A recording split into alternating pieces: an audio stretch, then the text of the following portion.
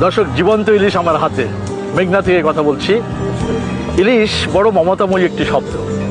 বাঙালি হিসেবে পৃথিবীতে গর্ব করার মতো যতগুলো বিষয় আছে তার ভিতরে ইলিশের দেশের মানুষ আমরা সেই একটি।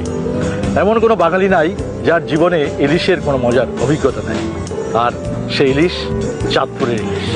যে কারণেই ওয়ান ডিস্ট্রিক্ট ওয়ান ডিস্ট্রিক্টে চাঁদপুরের নামকরণ করা হয়েছে। ইলিশের বাড়ি চাঁদপুর।